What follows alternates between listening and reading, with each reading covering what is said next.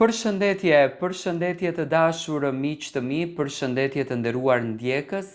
Tani në fakt dua të vi me një temë pranë jush, pasi që kam patur shumë mesazhe. Kam patur shumë pyetje të ronë si mendon, si do t'jetë Big Brother i këtë vit, si do t'jetë Ferma VIP. Pam dy edicione shumë të suksesshme, dy edicione që shkonin konkurrent me njëri tjetrin. Tani, Big Brother është një reality show i pamposhtur. Nuk bëhet sot në Shqipëri, bëhet për vite të tëra, gjithmonë besimin e ka patur të kësaj platforme televizioni Top Channel, sepse e ka sjellur në mënyrën më të përkryer, e ka sjellur në mënyrën më profesionale, e ka sjellur në mënyrën më dinamike. Do me thënë, tani të gjitha këto lojra që ne i shikonim në Ferm, të gjitha surprizat, të gjitha format se si vijonte mëngjesi, dreka, darka, dita, nata, ishin deri diku një kopjim i Big Brotherit, do me thënë një kopjim i mendjes Sara Hoxhës dhe Ledion Liço.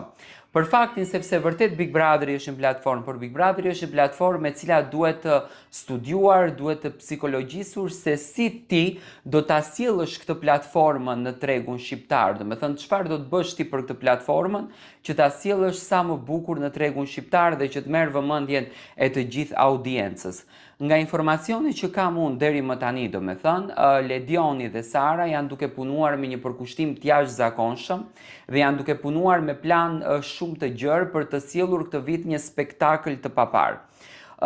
Brenda topit, do me thënë brenda konkretisht produksionit Big Brotherit, me producentët e këtij Big Brotheri, përflitet për personazhe të cilët do t'jenë edhe më rrëmbyes të ekranit, sepse Big Brotheri, për mendimin tim, çdo vit bëhet edhe më i afërt te publiku.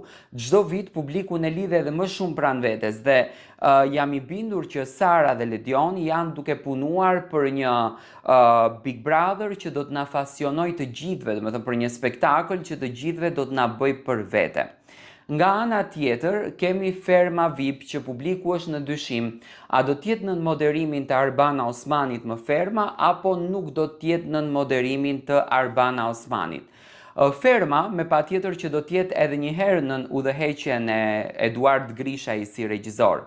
Tani, edhe pse pam një Arban pak më të lodhur këtë vit në aspektin e reality show, jo e ndjerë për këtë spektakël e tjerë, kjo vjen nga e gjithë puna, nga e gjithë lodhja, nga e gjithë stresi që në fakt ajo ka kaluar ndër vitet të tëra duke qenë prezente në skenë, do me thënë skenat konsumon të lodh dhe ti kërkon një diçka tjetër nga vetja, ti kërkon një rrugtim tjetër nga vetja dhe unë pash një Arban e cila në fakt e kërkon të qetësinë. Por unë jam i bindur që Eduardi, në qoftë se do ta ketë edhe një herë në menaxhim që patjetër që televizioni Vision Plus dhe platforma Ferma VIP do ta kërkojnë Eduardin sepse patën suksesin e jashtëzakonshëm, atë sukses për të cilin ato u lodhën 3 vite me radhë, unë mendoj që Eduardi pa Arbanën nuk bën.